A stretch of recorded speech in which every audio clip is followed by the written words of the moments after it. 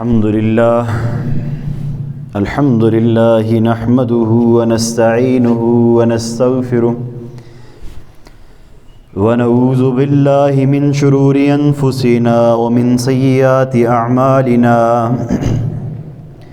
من يهده الله فلا مضل له ومن يضلل فلا هادي له وأشهد أن لا إله إلا الله وحده لا شريك له وأشهد أن محمدًا عبده ورسوله أما بعد فإن أحسن الحديث كلام الله وخير الهدي هدي محمد صلى الله عليه وسلم وشر الأمور محدثاتها وكل محدثة بدعة وكل بدعة ضلالة وكل ضلالة في النار.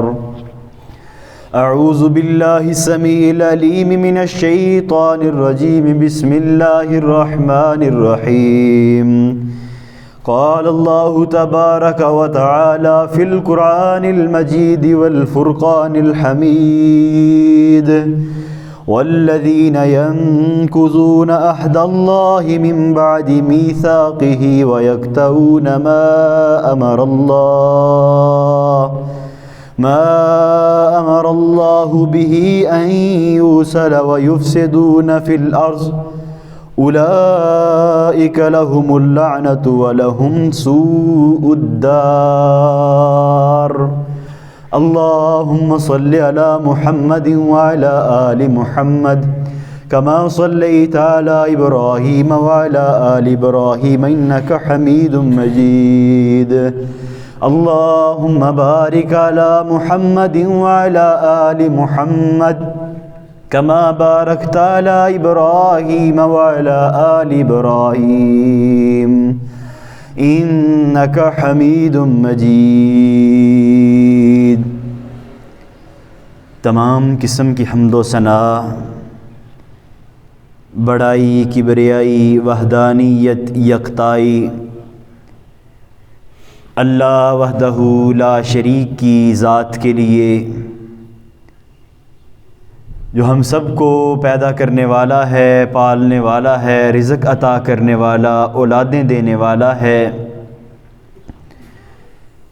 درود و سلام کی برکھا امام کائنات، امام الانبیاء، سرور دو عالم جناب محمد الرسول اللہ صلی اللہ علیہ وسلم کی ذات اقدس و مقدس پر اللہ کی کروڑ رحمتوں کا نزول ہو. آپ علیہ السلام کے ان عظیم جان نثاروں کی قبروں پر کہ جنہوں نے آپ کے چہرہ پر انوار کی زیارت کر کے اپنے جسموں پہ جہنم کی آگ کو حرام کروا لیا تھا. اللہ کی رحمتوں کی برکھا برسے تابعین، تبا تابعین، محدثین عظام کے قبروں پر کہ جنہوں نے دین اسلام کی آبیاری کا حق ادا کیا. معزز سامعین کرام، آج کے خطبہ جمعۃ المبارک کے اندر ہم مسلمانوں کا باہمی تعلق کیسا ہونا چاہیے، مسلمانوں کے باہمی آپس کے تعلق کی اہمیت کیا ہے، اس حوالے سے گفتگو کریں گے. آپ احباب کو بخوبی علم ہے کہ ہم سب ایک اللہ کے ماننے والے، اس رب کا کلمہ پڑھ کے مسلمان ہونے والے، جب ہم دائرہ اسلام میں داخل ہو گئے تب دین اسلام کی حدود و قیود ہم پر وہ لاگو ہو گئیں، جو حدیں، جو قاعدے قوانین، جو اصول ضابطے رب العالمین نے ہمارے لیے وضع فرمائے، ان سب کی پابندی ہم پر لازم ہو گئی، کیونکہ ہم نے کلمہ اس رب کا پڑھ لیا جو کہ دنیا و آخرت کی کامیابی کا کلمہ، پھر ہمارا رب بھی ایک، پھر ہمارے پیر و مرشد، ہمارے مرشد و مخدوم جناب محمد الرسول اللہ صلی اللہ علیہ وسلم کی ذات بھی ایک، ہمارا دین بھی ایک، ہمارا قبلہ و کعبہ بھی ایک، ہر چیز میں ہمیں وحدانیت اور یکتائی دے دی، ہر چیز میں مسلمانوں کو اجتماعیت سونپ دی گئی کہ تم نے اکٹھے ہو کر کے مل جل کے اجتماعیت کے ساتھ وحدانیت کے ساتھ زندگی گزارنی، اور تمہارا آپس کا تعلقات، تمہارے آپس کے تعلقات کس طرح کے ہونے چاہیے، اپنے پاک پیغمبر کی زبان سے ہمیں ان تعلقات کی تعلیم بھی دے دی۔ آپ احباب کے سامنے میں مسلمانوں کے باہمی 4 تعلق پہلے رکھتا ہوں کہ مسلمانوں کا آپس کا تعلق کس طرح کا ہونا چاہیے۔ آپ علیہ السلام کا پہلا فرمان بچے بچے کو یاد، جگہ جگہ پہ لکھا ہوا، المسلم اخو المسلم، وہ کیا ہے کہ مسلمان مسلمان کا بھائی ہے۔ کس نے بنایا ہے بھائی؟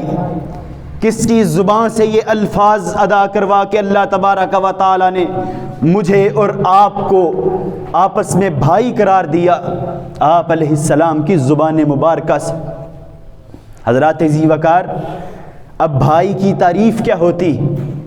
اب اخن، جسے اخو المسلم، اخن جو لفظ ہے اس کا معنی کیا ہوتا ہے؟ ہم نے اردو زبان میں صرف اس کا معنی حقیقی بھائی کر لیا، جن کے ماں باپ ایک ہوں، ایک کوکھ سے ولادت جس کی ہوئی ہو، اسے ہم بھائی کہتے ہیں۔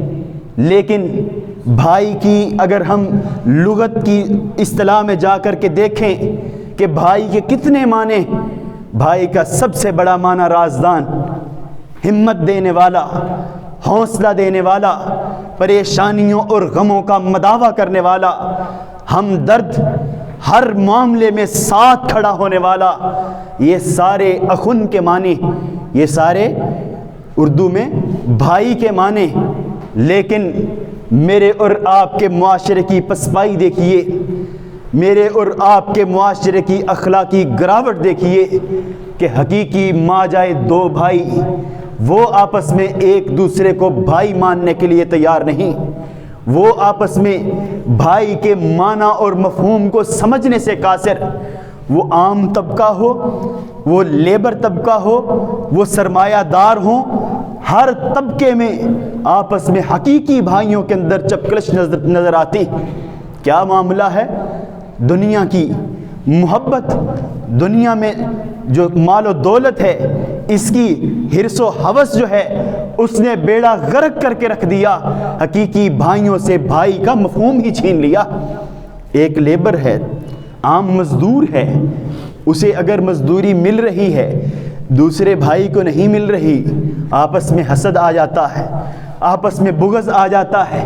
ایک متوسط طبقے کے 2 بھائی ہیں، آپس میں معاملات میں الجھاؤ آیا، صفحہ ہستی سے آپس کا تعلق ہی مٹا دیا کہ تم میرے کچھ لگتے ہی نہیں۔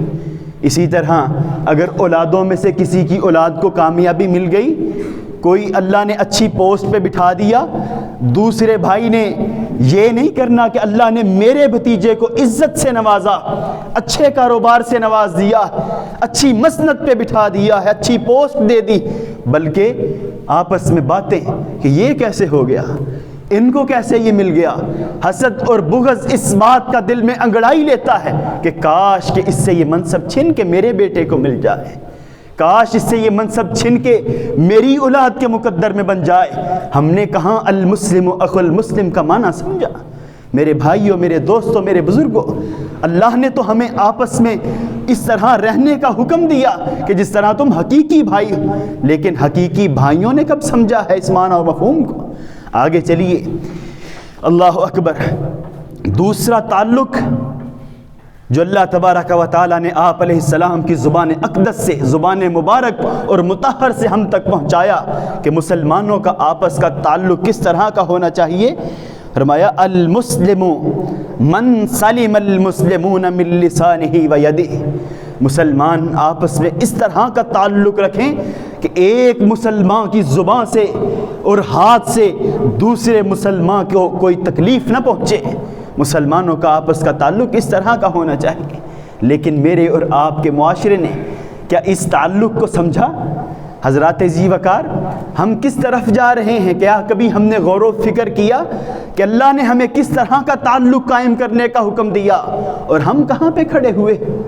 المسلم من سلم المسلمون من لسانہ و یدہ۔ ہم نے اپنے آپ کو عقل کل سمجھ لیا۔ جب انسان اپنے آپ کو عقل کل سمجھ لیتا ہے نا، سارے کا سارا معاشرہ اسے جاہل نظر آتا ہے، سارے کا سارا معاشرہ اسے کمتر اور حقیر نظر آتا ہے۔ پھر انسان اپنی زبان سے کہ تیر چلاتا ہے، انگارے اگلتا ہے، اسے کوئی پرواہ نہیں ہوتی کہ سامنے کون ہے، سامنے جس سے میں مخاطب ہوں میں نے اسے کس طرح بات کرنی۔ میرا محسن ہے، میرا مربی ہے، میرا باپ کھڑا ہوا ہے، یا میرا استاد ہے، یا مجھے پڑھانے والا، سکھانے والا، یا مجھے بہت کچھ بتلانے والا، یا عام انسان اللہ کا عام بندہ کھڑا ہوا جس کا دل دکھانے سے مجھے منع کیا گیا۔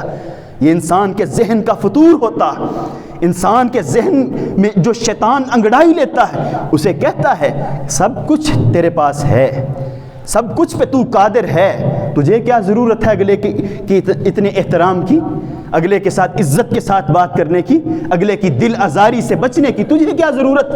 رب نے تجھے تو سب کچھ عطا کر دیا۔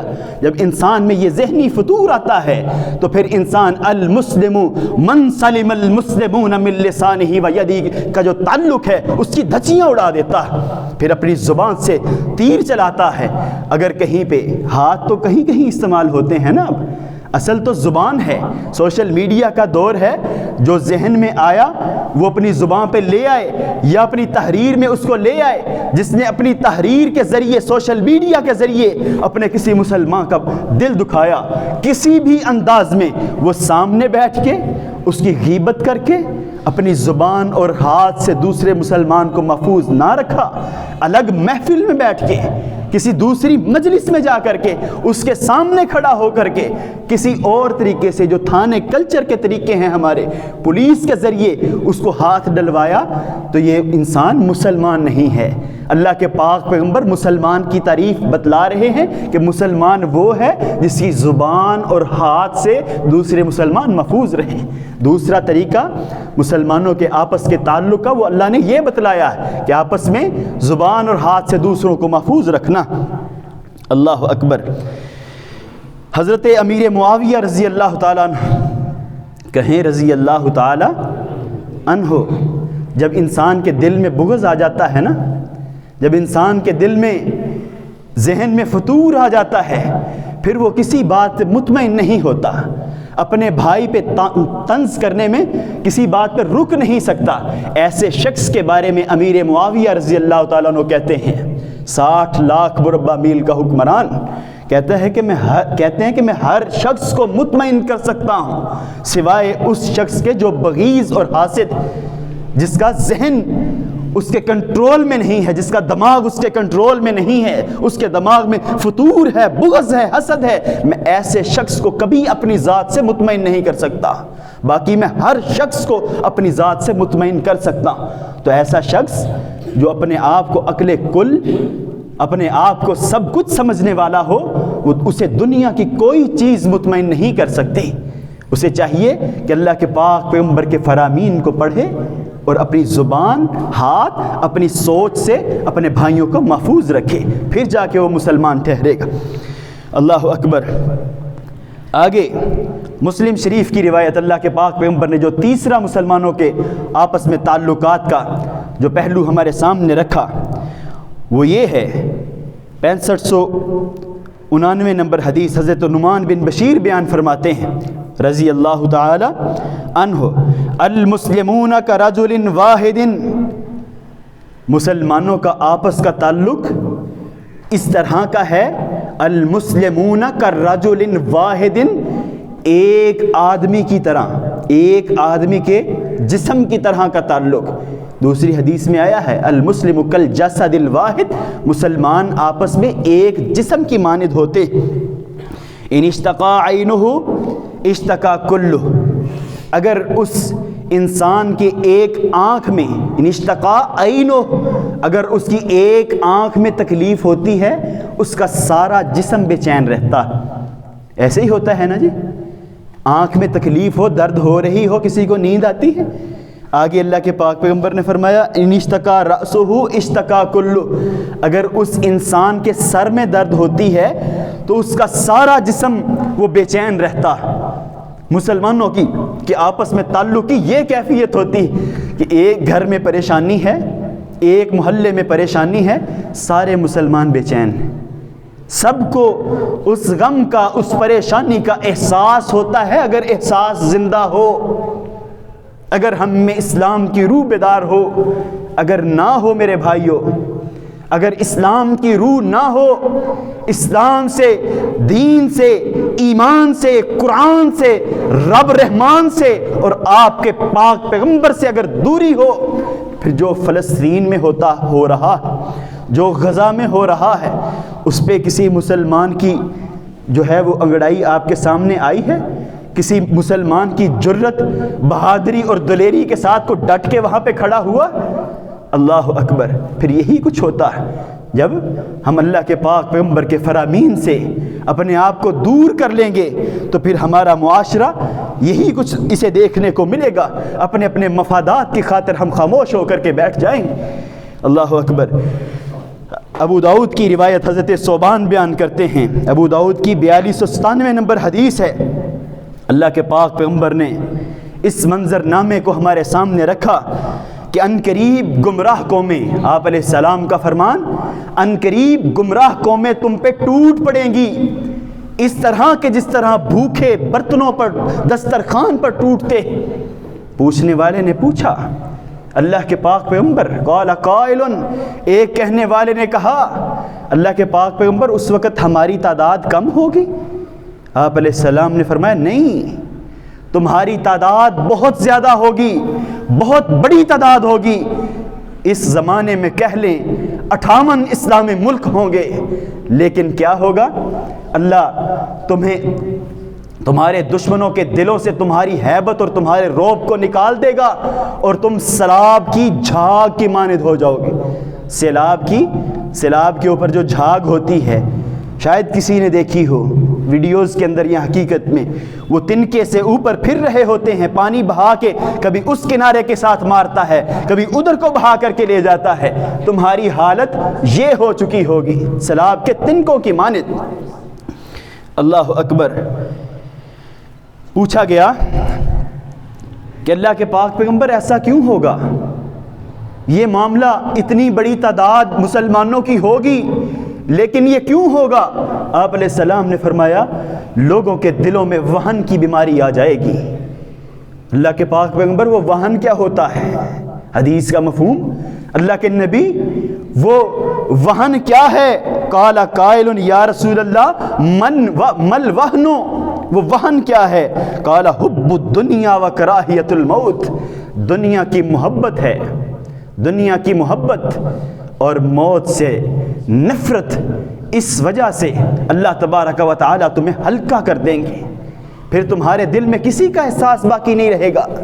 20,000 کے قریب شہادتیں بھی سن لو، ٹی ویوں پہ دیکھ لو، ماؤں بہنوں بیٹیوں کی عزتیں پامال ہوتی ہوئی تمہارے سامنے آئیں، چھوٹے چھوٹے بچوں کو نیزوں کی انیوں پہ چڑھا دیا جائے، تمہیں میڈیا چیخ چیخ کے بتائے کہ تمہارے 20,000 مسلمانوں کو تڑپا تڑپا کے شہید کر دیا گیا، لیکن حب الدنیا، وہ دنیا کی محبت کی وجہ سے وہ سعودی عرب بھی بیٹھ جاتا ہے، وہ دوسرے دبئی والے بھی بیٹھ جاتے ہیں کہ ہمارے ان کے ساتھ تجارتی تعلقات، ہماری تجارت کو ٹھیس پہنچے گی، ہم دنیاوی طور پہ جو ہے وہ نقصان اور خسارے میں چلے جائیں گے۔ اللہ کے پاک پیغمبر نے یہ پہلے سے بیان فرما دیا۔ کہ تمہاری یہ حالت ہونے والی، اگر تم دین اسلام سے دور ہوتے ہو، آپس کے تعلقات کو تم کمزور کر دیتے ہو، میری حدیث کو، میرے دیے ہوئے دین کو، اللہ کی دی ہوئی شریعت سے تم کنارہ کشی اختیار کرتے ہو، پھر تمہاری یہ کیفیت ہونے والی۔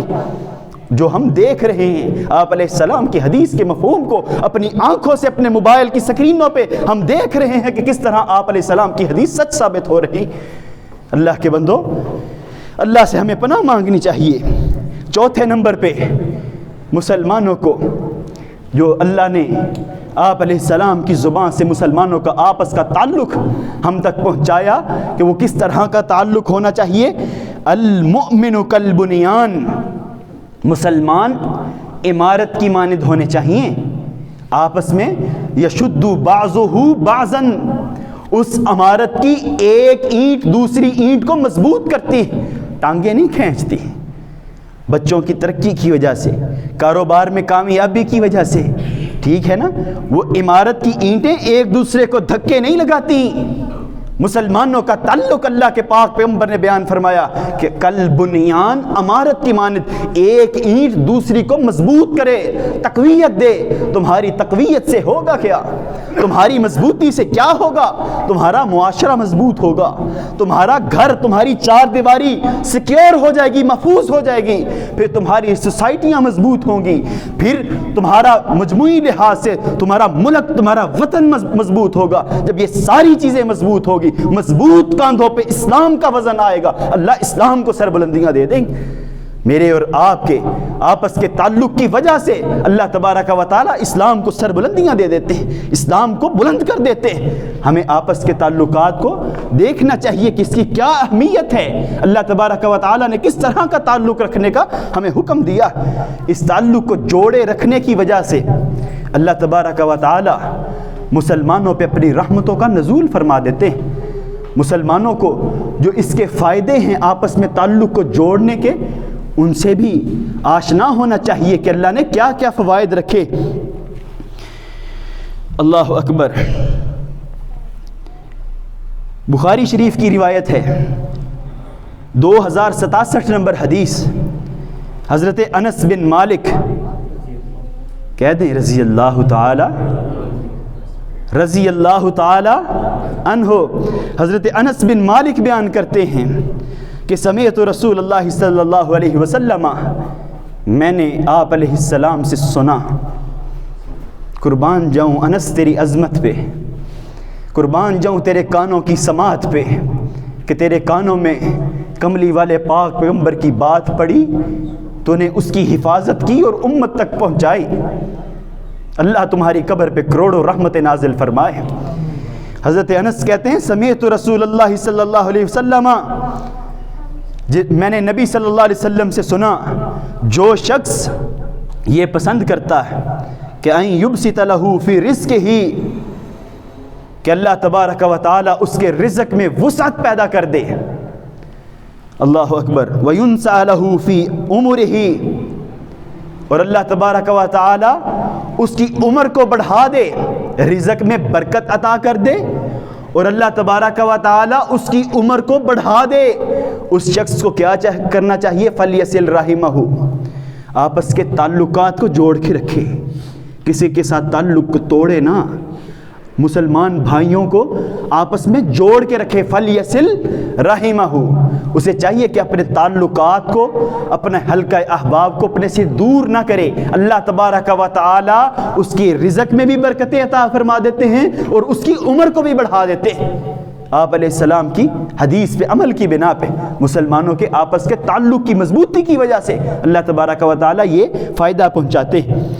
دوسرے نمبر پہ جو فائدہ مسلمانوں کو آپس کے تعلق کو مضبوط کرنے کی وجہ سے پہنچتا ہے، وہ بھی بخاری شریف کی 2442 نمبر حدیث، حضرت عبداللہ بن عمر بیان فرماتے ہیں کہ المسلم اخو المسلم، پھر وہی بات کہ مسلمان کا بھائی ہے۔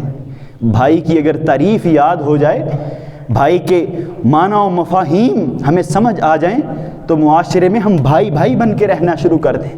کوئی حقیقی بھائی کبھی کسی تھانے میں جا کے اپنے بھائی پہ FIR نہ کٹوائے، اگر ہمیں بھائی کی تعریف سمجھ آ جائے کہ بھائی کیا ہوتا ہے۔ اللہ اکبر. المسلم اخو المسلم، مسلمان کلمہ پڑھنے والا، مسجد میں آنے والا، نماز پڑھنے والا جو مسلمان ہے وہ دوسرے مسلمان کا بھائی ہے. لا یظلمہ ولا یسلمہ، لا یظلمہ ولا یسلمہ، نہ وہ اس کو نقصان پہنچاتا ہے اپنے بھائی کو، نہ ہی اس کی پگڑی اچھالتا، نہ نقصان پہنچاتا ہے نہ ہی اس کی عزت و آبرو کی دھچیاں اڑاتا ہے. ایک مسلمان دوسرے مسلمان کے ساتھ ایسا نہیں کرتا، ظلم نہیں کرتا اور اس کی عزت نہیں اچھالتا. لیکن میرے تیرے معاشرے میں کیا ہوتا ہے، کسی کی بات مل جائے صحیح، پتہ اس وقت چلتا ہے جب پورے سوسائٹی کو پتہ چل چکا ہوتا ہے کہ یہ بات مجھے فلاں سے پتہ چلی، فلاں سے پتہ چلی، فلاں سے پتہ چلی. اللہ کے پاک پیغمبر کہتے ہیں کہ مسلمان جو ہوتا ہے نا وہ دوسرے مسلمان کی عزت کی حفاظت کرتا ہے.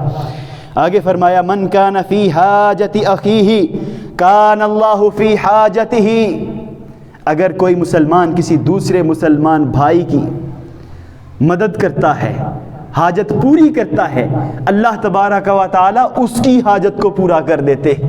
خوش ہو جائیں مسلمانوں، اگر زندگی میں ایسا عمل کبھی کیا ہے نا، اپنے اس عمل کو سامنے رکھتے ہوئے پیغمبر کی حدیث کو سننے کے بعد اپنے آپ کو خوشی اور راحت پہنچائیں ایک دفعہ کہ میں نے زندگی میں فلاں کی مدد کی تھی، اس کے مقابلے میں اللہ میری مدد کرے گا.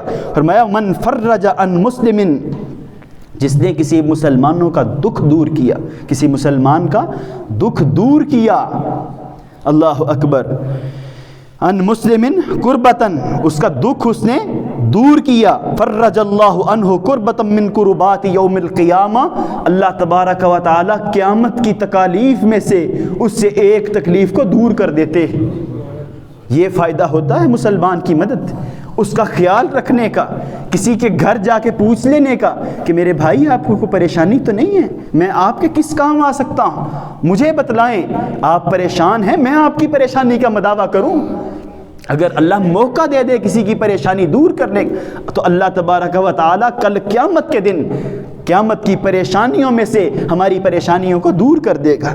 آگے فرمایا من ستر مسلما سترہ اللہ یوم القیامہ، اللہ اکبر، جس نے کسی مسلمان بھائی کا عیب چھپایا، پتہ چل گیا کہ اس نے یہ گناہ کیا، اس نے یہ برائی کی تھی، اس نے اس کو چھپا لیا، اصلاح کر دی پاس جا کے، مجمع میں نہیں، معاشرے کے سامنے نہیں، گھر والوں بیوی بچوں کے سامنے ذلیل و شرمندہ نہیں کیا، جا کے تنہائی میں بتلا دیا کہ بھائی تیری یہ بات مجھ تک پہنچی.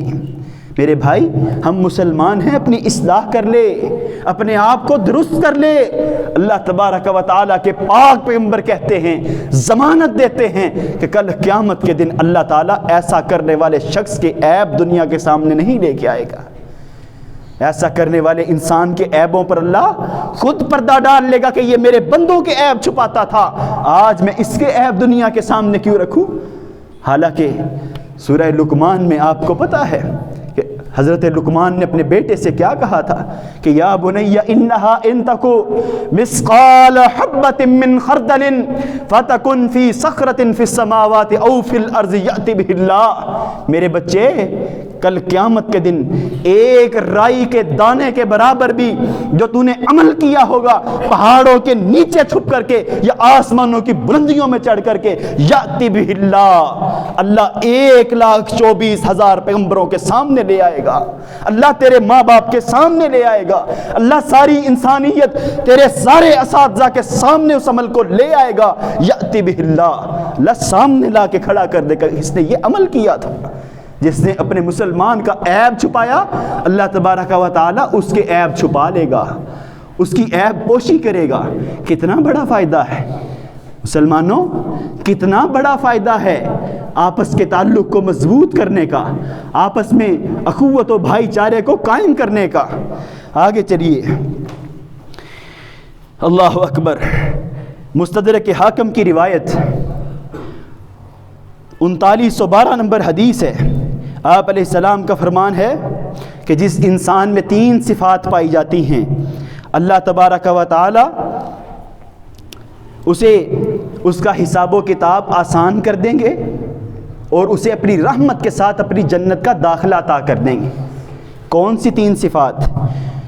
آپ علیہ السلام سے پوچھا گیا، آپ علیہ السلام نے فرمایا جو تمہیں محروم کرے، جو تمہیں کسی چیز سے، کسی معاملے میں بھی، کوئی بھی معاملہ میرے اور آپ کے ذاتی معاملات میں سے کوئی شخص ہمیں محروم کر رہا ہے، ہمیں بائی پاس کر رہا ہے، آپ علیہ السلام نے فرمایا تم اسے عطا کرو۔ اگر تمہارے پاس اللہ اختیار لے آئے نا، اسے بلا کے کہو کہ یہ میری طرف سے آپ کے لیے ہے، ٹھیک ہے نا؟ یاد نہیں کروانا، احسان نہیں جتلوانا، یہ نہیں پچھلی بات نہیں اکھاڑنی، مردے نہیں اکھاڑنے کہ تو نے یہ کیا تھا لیکن میرا دل دیکھ لے۔ وہ جو دل دکھا رہے ہو نا، دل دیکھنے والے کو ان اللہ علیم بذات صدور کو بہتر پتہ ہے کہ اس کے دل میں کیا ہے۔ اللہ موقع دے تو اپنے بھائی کو تم نے عطا کرنا ہے، جو جس نے تمہیں محروم کیا، جو تم پہ ظلم کرے اسے معاف کر دو، جس نے زیادتی کی ہے اسے معاف کر دو۔ آگے فرمایا جو تمہارے ساتھ تعلق توڑے اس کے ساتھ تعلق جوڑنے کی کوشش کرو، اس کے ساتھ تعلق کو جوڑ کے رکھو۔ صحابی کھڑے ہو گئے، پوچھا اللہ کے پاک پیغمبر اگر میں یہ تینوں کام کروں تو مجھے کیا ملے گا؟ آپ علیہ السلام نے فرمایا اللہ تبارک و تعالیٰ کل قیامت کے شدید سخت ترین دن میں تیرا حساب بڑی نرمی کے ساتھ لیں گے اور تجھے اپنی رحمت کے ساتھ جنت میں داخل کر دیں گے۔ اللہ اکبر! کتنا فائدہ ہے مسلمانوں کا آپس میں تعلقات کو قائم کرنے کا، آپس میں تعلقات کو بحال رکھنے کا۔ اور حضرات ذی وقار آپ علیہ السلام کا فرمان ہے بخاری شریف کی روایت کہ جو تعلق توڑ رہا ہو نا اس کے ساتھ تعلق جوڑنا، اصل تعلق جوڑنا اس کو کہتے ہیں۔ جس کے ساتھ پہلے سے ہی تعلقات ٹھیک ہیں، وہ آپ کی بات سنتا بھی ہے، ہم آہنگ بھی ہے، ہم ذہن بھی ہے، ٹھیک ہے، وہ سنتا بھی ہے، سب کچھ کرتا ہے، آپ کے ساتھ ہے، اس کے ساتھ تعلق جوڑ کے رکھنا یہ کوئی بہادری نہیں ہے۔ بخاری شریف کی حدیث آپ علیہ السلام نے فرمایا تعلق توڑنے والے کے ساتھ تعلق جوڑنا اسے صلہ رحمی کہتے ہیں، اسے تعلقات کو جوڑنا کہتے ہیں۔ اللہ اکبر!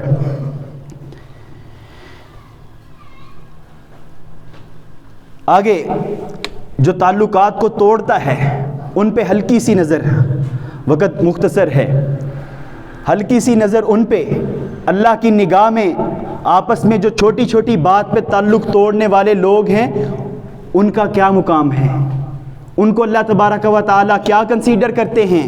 میں نے آپ کے سامنے خطبے میں آیت پڑھی تھی، سورہ رعد کی 25 نمبر آیت، والذین ینقضون عہد اللہ من بعد میثاقہ ویقطعون ما امر اللہ۔ پچھلی آیت کے ترجمے کو فی الحال چھوڑیں، ویقطعون ما امر اللہ، جو لوگ اس چیز کو توڑتے ہیں جسے اللہ نے جوڑنے کا حکم دیا، ان یوصل، جسے اللہ نے جوڑنے کا حکم دیا، ویفسدون فی الارض، اور زمین میں فساد کرتے ہیں۔ اللہ اکبر! اولئک لہم اللعنہ وَلَهُمْ سُوءُ الدَّارِ، ایسے شخص پہ اللہ نے لعنت کی ہے اور اس کا قیامت کے دن برا ٹھکانہ بنایا ہوا۔ تعلق توڑنے والا، اور یہ تعلق توڑنے والا جو ہے اللہ کی نگاہ میں، اللہ نے قرآن پاک میں فرمایا کہ وہ لعنتی ہے، جو چھوٹی چھوٹی بات پہ قسمیں اٹھا لیتا ہے، اسے میرے جنازے میں بھی نہ آنے دینا، اسے میرے پاس بھی نہ آنے دینا، میرا اس کے ساتھ آج کے بعد کوئی تعلق نہیں۔ اللہ اکبر! ایسا شخص، حدیث کا مفہوم ہے کہ اللہ تبارک و تعالیٰ اس سے اپنی رحمت کو اٹھا لیتے ہیں، اللہ تعالیٰ اس سے اپنی رحمت کو لپیٹ لیتے ہیں، اٹھا لیتے ہیں، جو اپنے بھائیوں کے ساتھ تعلق کو ختم کر لیتا ہے چھوٹی چھوٹی بات کی وجہ سے۔